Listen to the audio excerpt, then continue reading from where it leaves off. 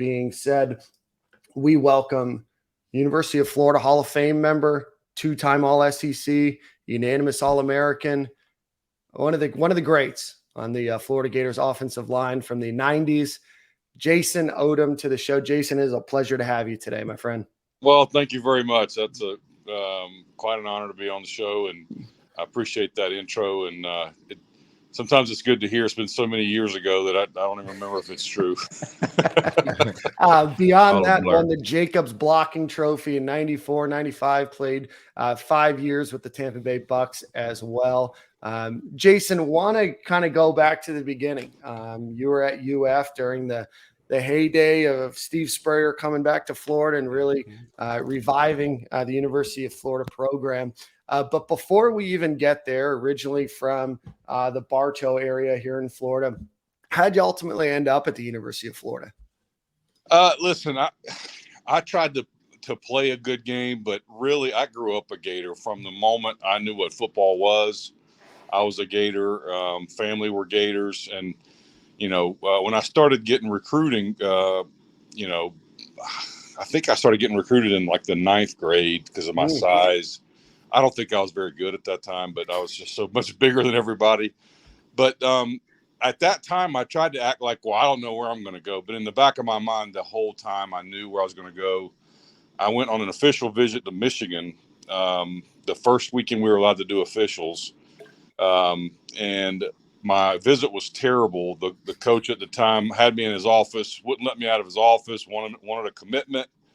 And I said, when I finally got out of his office without committing, I said to myself, I'm not going to waste anybody's time or my own to do this, 4 more times. And I canceled the rest of my visits and committed to Florida. And I was the first commitment of the 1992 class, which ended up being the class that really turned things around. That's incredible. I want to completely fast forward like 30 years. Well, let me jump in. Oh, yeah. What is Steve Spurrier's recruiting pitch? It's funny. I just saw him a little over a week ago at an event at his restaurant that Chris Doring's mortgage company sponsored. And I talked to him about recruiting. And I said, Coach, you remember coming to Bartow and watching me practice baseball? And I said, I was taking ground balls from third base and I still remember he was over by the first base dugout and he was like mimicking what I was doing, like he was taking grounders. And, from his, recruiting, coming to my house, coming to the school, Jim Collins was the guy who actually recruited me. Love him still to this day, still talk to him. Everything about the recruiting, it was really easy because even though I was kind of, fibbing to everyone, I was going to Florida. There was nowhere else, but Spurrier was a big part of that. And plus, there was a lot of opportunity to play. And so even though I wanted to go to Florida, it was a perfect scenario for me too, because they were graduating both tackles in 91. And so in 92, it was ended up being me and Reggie Green as the starters. Well, that's correct. So back then, like, social media wasn't what it is now. So what was the vibes around Winter Haven when you're the big recruit? Steve Spurrier's coming into town. Like, what's the fanfare for the locals? Well, I grew up and went to Bartow High School. I was actually born at Winter Haven High School, but right. But Bartow is Gator heavy, and so is Polk County, obviously, with being the home of Ben Hill Griffin and their family. And so everybody was excited. Everybody was, when I was not telling people, everybody was like, why aren't you going to Florida? Why aren't you going to Florida? And I remember I had one of my dear friends. We went to the same church, and before I told anybody, I went to church that Sunday morning with a Gator tie on. And when they saw me show up with the Gator tie on, they're like, did you make the decision? And I just shook my head, yes. And they were huge Seminole fans. They were one of the few Seminole fans, and which they were also recruiting me. And I had a visit set up there, and I can't believe it. And that's kind of how it happened. And but the social media wasn't even around. Internet wasn't invented back then. That's right. How long ago it was. I'm glad you ruined church for those Seminoles, though, man. Yeah. Jason, with that being said, I want to talk a lot about your time at UF, but your son is now a tight end at the University of Florida, obviously a highly recruited guy himself. What kind of guidance did you give him when he was going through the recruiting process? Because I know obviously he committed to Florida, but I know he was open to a ton of other schools as well. How did you navigate how to deal with that and not losing focus and choosing the right school for him and not just following his dad's footsteps? Well, it's interesting because I coached him at Jesuit here in Tampa, and I tried to be dad only during the recruiting process, and so I never pushed Florida. In fact, we would do this little game where me, him, and his mom would just be sitting there, and we'd be like, "Okay, on the count of three, list your top three," and we never put him on the spot to give us the one. And I, on purpose, never included Florida in my top three because I wanted it to be his decision, not mine. I didn't want to influence him to go there because sometimes that can backfire. Even though it's my alma mater, it can backfire if it's not the right place for him. He's not feeling it in his heart. So I never said Florida in my top three. We probably did that 10 or 15 times through his recruiting process, and he went to a bunch of different places. And I honestly thought that he would be a good fit for the Big Ten, and just because the way he's built and kind of the kind of the person he is, and we were going to a barbecue at Florida, just unofficial visit, and we were on the way up there, and he goes, "Dad, I think I'm going to commit today," and I'm like, "What?"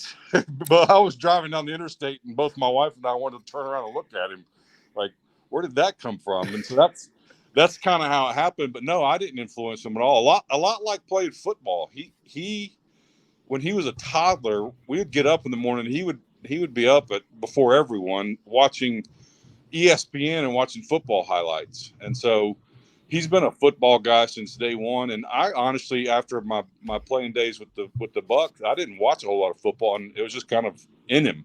But sports is kind of centered around our whole family. His mom played basketball at Florida. She was a scholarship player at Florida, and that's how we met. So it's pretty special for both of us. And, to see that culminate for this past year, him getting his first real time on the field, catching a couple of touchdown balls. The first one at Florida was really special for all of us.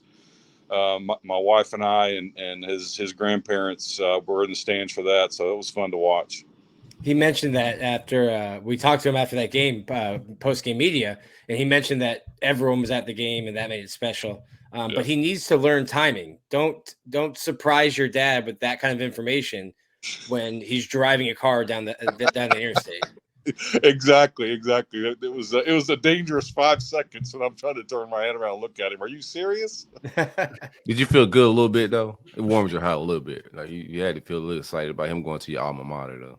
Oh yeah, absolutely. I was excited, but kind of in the back of my mind, I'm going, is he making this decision for himself? Because this is your journey, son. I want to be for yourself. And so I actually said that to him. I'm like, just as long as it's your decision, not for any other reason but other than your own heart wants to go. And he says, yeah. And so that was all I needed to hear. Raise him right, man. Fully supportive after that.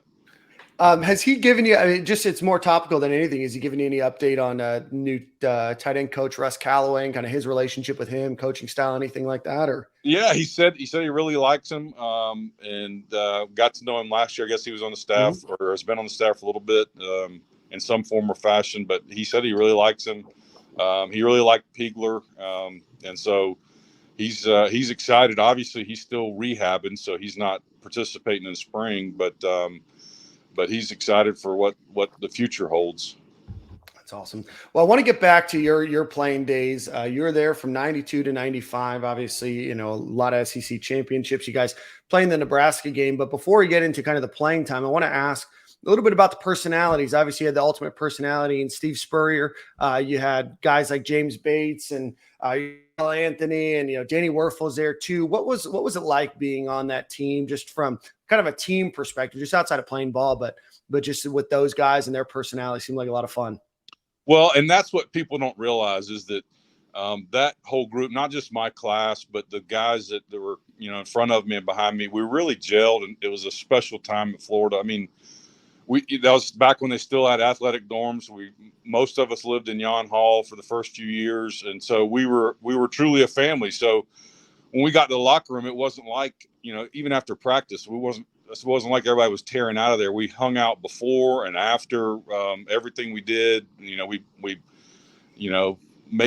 made silly games that we played in the locker room all together, all position groups, and just really special time, and still close to a lot of those guys. We're going with James and Tina Bates to an event later this month, and see Chris. And Danny was my roommate in Yon Hall, and still talk to him, all the time. Just a really special group of people, my class in particular, but really the whole group around us, the class of 92 on through. So I just love all those guys and the coaches. I mean, I had two coaches in my whole career, which is hard to say. I mean, I played 5 years for the Bucks, all under Tony Dungy, and played for Spurrier all my 4 years. I had two position coaches at Florida, but that's because one of them went to the NFL. So really just, a solid backing and people that believed in us, and just the vibe around the team was really well, and you could see things gelling. And the reason why it led up to end up being a national championship the year after I was gone, but it was essentially my class's group. And as you mentioned earlier, we actually played for it in 95 and kind of got our butts whipped. But that was less about talent and more about, that was kind of the first time we'd been on that stage, and maybe didn't give Nebraska as much credit as before the game as they deserved. Yeah, it broke my heart as a kid. What was practice like for you guys on the Spurrier's regime? How competitive was it? Extremely competitive, and people don't realize that part is even when we do drills within ourselves. So like when we do drills against other offensive linemen, Reggie and I were always paired, and there were many nights I'd go home battered and bruised, and maybe Reggie would say the same thing. Hopefully, he would say the same thing about me. But we would hopefully, yeah. There was no brother-in-law in our group. We were going to make each other better. The guy I practiced against probably 90% of the time, because he was a year ahead of me, he left my senior year, but Kevin Carter was the guy that I practiced against every day. Him and Ellis Johnson are on my side, amazing players, and nobody brother-in-law. There was no patty cake. There was no let's take a play off. We were trying to get our work in and dominate whoever we were against. And so, I mean, how could you not be good playing against the kind of defensive players we had, especially up front? And I think all of them played in the league, and some of them played for a long time, and may end up being in the Hall of Fame. Who knows? So, just it was so great. I remember the coaches. We worked so hard that we got to do things that you don't normally get to do, like towards the end of my career, it'd be like me and Donnie Young were taking defensive reps, knowing that we're never going to play defense, but we wanted to do one-on-one pass rush. So they let us rush on the offensive lineman during one-on-one pass rush drills. And how many times do you get to see that now on a regular basis during the season? Never. But they trusted us and our work ethic, and it made it extremely fun for us. What was your go-to pass rush move? Well, I always went back to, I don't know if you remember a guy named Bill Gunner. He was like an 8th year senior back then. He was like 26 when I was 18 years old. And I was a pretty good, even though I came from Barton, we didn't pass the ball a lot. I had pretty good feet and could pass protect. And the first pass rush, one-on-one pass pro I did against Bill Gunner, he fake spinned me. So he comes up and wiggles, like he goes into a spin, and I jump hard inside.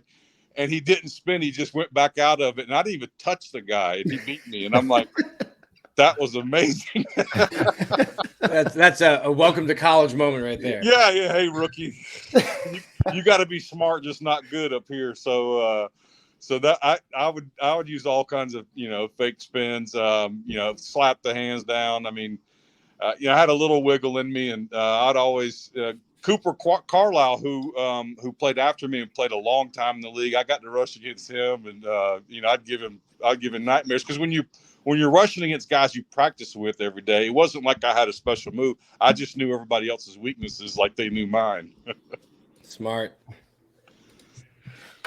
Jason, I want to talk a little bit about your time, wrapping up at Florida and then going to the NFL. Obviously, incredible career at the University of Florida. You go to the NFL, you go under, you go from one, very kind of outspoken, loud, kind of different kind of guy in Steve Spurrier to, a pretty buttoned up guy in Tony Dungy and everything else. What was that transition from college to the NFL like for you? It was different. We had our first rookie mini camp. Got to meet Tony and his staff there, and I just remember the first mini camp. It was in helmets and jerseys and shorts, and there was no like shells or even those pads on your shoulders. And we went out there, and it was literally 100% real football without pads on. This is before the collective bargaining agreement had mandated what you could do it to players at practice. And I got done with that first session, and I'm like, oh my goodness, this is for real. And so I kind of was always one of those guys that tried not to overstep my bounds. I knew I could play, but I didn't know, on that level, where I stood. And after rookie minicamp, they cut the right tackle. And I'm like, wow, they must think I'm okay. So I didn't start game one, but like the sixth game of that year, we had lost a bunch of games already in '96, and so I was named the starter. Unfortunately, hurt my knee the week after my first start against Denver, and the Bucs weren't on national TV back then a lot. And my first start was against Denver on national TV. Played against Alfred Williams, I think was his name, who was a Pro Bowl player and did well. And actually tore up my knee in practice. Mike Allstott kneed me in my left knee, and thanks to him for the arthritis I have today. So I missed a couple of games with the knee scope, and then finished out, I think, the last 5 or 6 games starting. But I played both left and right tackle that year, and then was a starter for the next 3.5 years. The last year I was on injured reserve because of my back, but. Tony, to get back to your regular question, Tony was just a guy that he wasn't a yeller, but very businesslike approach to practice. And even though we were like 1-6 at my rookie year starting off, you knew we were building something. And then obviously in '97, I started every game. We turned it around, went to the first playoff game in like 15 years in Tampa. Had a home playoff game against Detroit, I think it was, and won it. And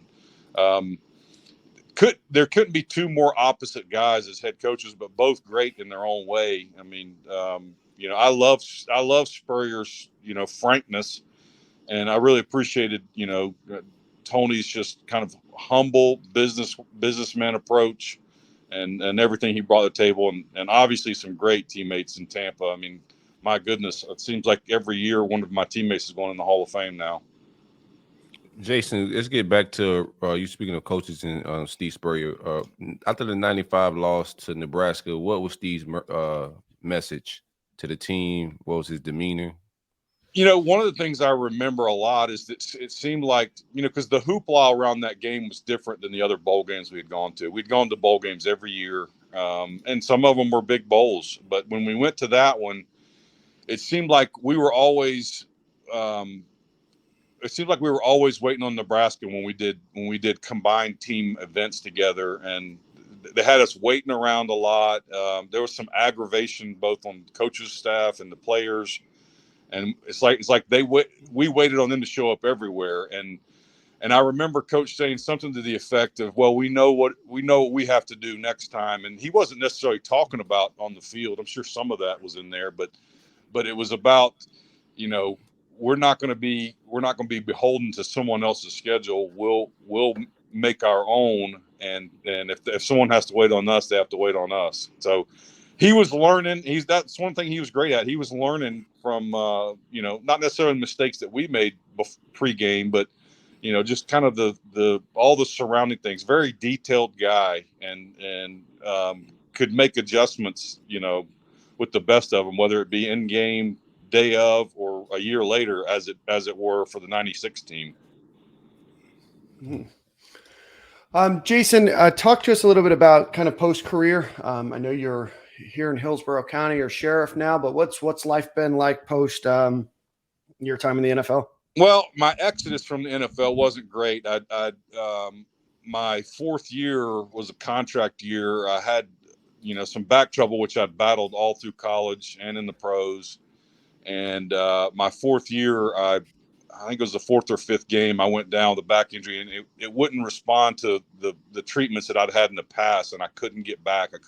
So I ended up having surgery in '99 to repair some discs in my back, and they thought that I could come back and in 2000. So the Bucs signed me to a new deal to play left tackle for the 2000 season, and I lasted 1 day in training camp, and my back did the exact same thing. And through several doctor visits through the next couple of weeks and months, it was really clear that I had no option other than retire and spinal fusion at some point, which both have happened now. I didn't opt for the spinal fusion then, but I've had to have it since, which they told me I was going to have because my discs were just so bad in my back. And so my exodus from the league was way premature. I mean, I was a starter.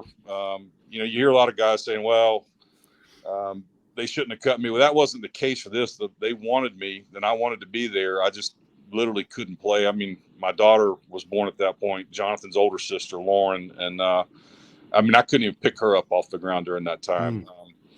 But to answer your question, after all that happened, I lost a bunch of weight. My back got okay enough for me to try to get a job. And I said, well, there were two things I always loved as a kid, and one was football, and the other was law enforcement. And so I decided to, with my wife's blessing, obviously, give that a run. And I joined the Hillsborough County Sheriff's Office in 2007, I think it was.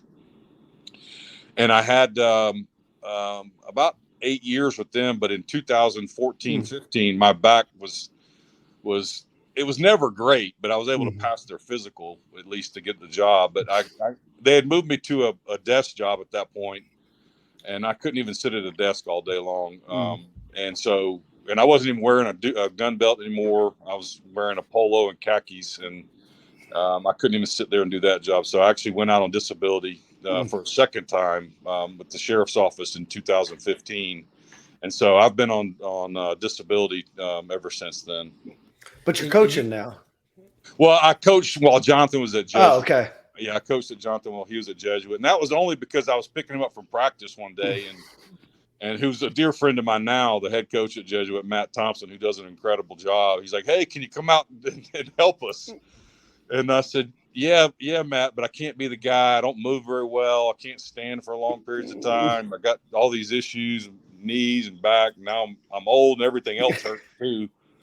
And so he says, no, just come out and help when you can. Well, that turned into the following year, him walking up to me one day going, hey, I hope you don't mind, but I let the offensive line coach go. You're the guy. And I'm like, oh my goodness. But congratulations. I told him, I said, listen, my oldest daughter is playing college volleyball, man. When Jonathan's done, I'm missing all her games, and I'm not that parent. I want to be at the games. And volleyball is one of those, even in college, they play a couple of times during the week, and they play every Friday night in the fall and most Saturdays. And so I said, after the 2020 season, Matt, I'm gone. No matter how bad you need me or you want me, I'm gone. And so that was the truth. I got to watch her.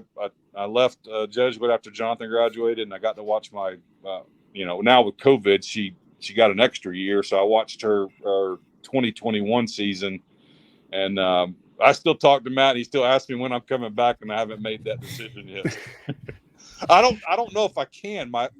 To be on the sidelines. I mean, if you watch me on the sidelines at a Jesuit game, that was years ago. Now I'm trying to find places to get comfortable. I'm trying to change position, lean on stuff, and I didn't want to be the guy out there in a 3-wheeled cart, so I never went that far. But it's tough for me to be out there coaching. But I loved it. Love the kids. Go ahead. Sorry, what do you tell Jonathan these days when dealing with coaching changes? He went from Mullen to to Billy now. What are you guys talks like when you talk to him about just business when it pertains to football? He's already had as many head coaches as you had in college and the NFL. Right. Yeah, that's true, and more position coaches in 1 year than than I've had. So there's been times where I've been a counselor in many respects because his first year was tough. He tore his shoulder up his senior year at Jesuit. And so he had surgery late in the year in 19. Well, when he got out of his sling, COVID hit. So he couldn't even go to the gym. So when he got to Florida, he literally didn't have the ability to play because he was so weak on his left side. And the guy that recruited him had left. And so he had this new coach who didn't know anything about the injury. I mean, I'm sure he was briefed on it, but didn't know when he got there, hey, this kid's been like sitting on the couch after shoulder surgery for 4 months. And so when he got there, that whole 2020 season was terrible for him. He really felt like he couldn't compete. His strength in his upper body was just terrible. And so that whole year we had probably hundreds of conversations on, hey, just, you got to embrace the suck. I know it's bad, but it'll get better when you get some time to get in the program and get strong. Well, lo and behold, the next spring he tears the same shoulder up again, and so he fought injury again, and that's been the biggest hurdle for him. Is just everybody knows when you're in college that's when your biggest gains are made strength wise, because you're in programs that really maximize that in nutrition and all those things you need that you don't really get in high school. And he's had a big injury, it seems like, every year. And I've always known he could play, but he's got to have time to be in the program injury free for a while. And that's a key. And sometimes those things you can't control yourself. And so that's kind of been his biggest hurdle. But I've really just tried to play counselor and say, hey, you got to keep your head up. Ultimately, God's got a plan, no matter, you don't know what it is right now, but you got to believe in what he's teaching you, what he's showing you, and fight through all this and let it make you better. And in a lot of ways it has. He's a lot smarter, tougher, and handles adversity better now than way better than he did in 2020. How do you talk to him about balancing everything? I mean, there's just so much more now, with social media and kind of obviously instant reaction. There's a lot more podcasts, a lot more discussion about it. How do you talk to him about, focus on not just football, but on school and balancing social media and being able to still live, a somewhat normal life as a college kid and kind of blocking out, some of that noise, or what are some of the conversations you have with him from kind of the personal side of the football experience and not just the business side? That ends up being our biggest rub between he and I, because obviously I'm not a huge social media guy, but that's kind of their world today. And I remember when he was being recruited, we went on a visit, and Jim Collins, the guy who recruited me at Florida, was still coaching football, and I wouldn't let Jonathan have social media, even though it was out back then. And Jim Collins looked at me and goes, "Hey, you at least got to let him have Twitter." And I'm like, "Why?" He goes, "All the recruiting's done on Twitter." I'm like, "How is that?"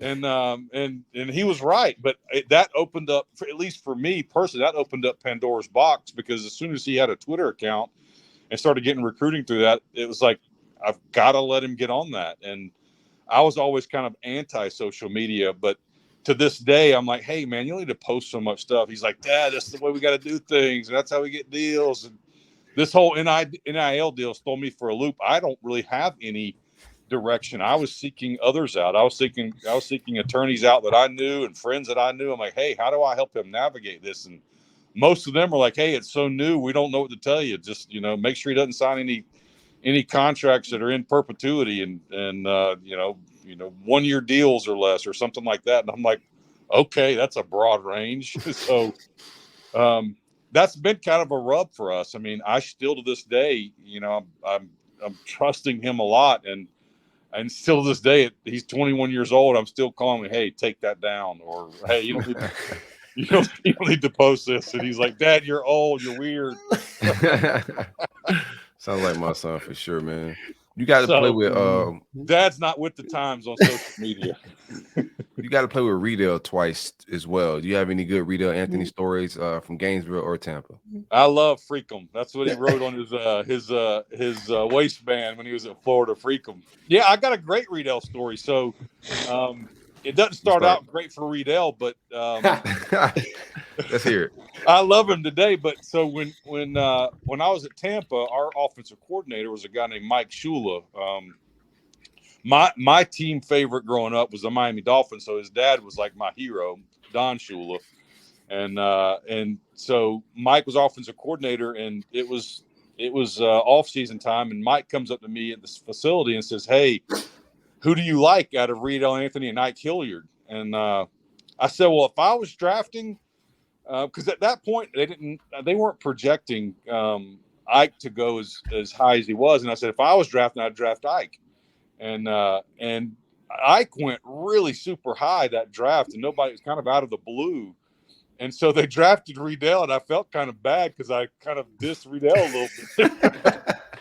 But I loved Reidel as well, and man, he brought an explosiveness. You know, he had kind of that swagger that you need on teams, kind of like an Eric Rhett type. Just, you know, had a lot of swag, a lot of talk, and could back it up. And the guy was fast, returned kicks, and you know, take the deep ball to the house, and it's still, when I talk to him today, you know, down from the bottom, him and Fred Weary, not Fred Weary, Fred Taylor, down south at Belle Glade. Man, love that guy. Still, when I see him, hug up on him and tell him how special he was. But that was my funny Reidel story. I was trying to get us to draft Ike instead.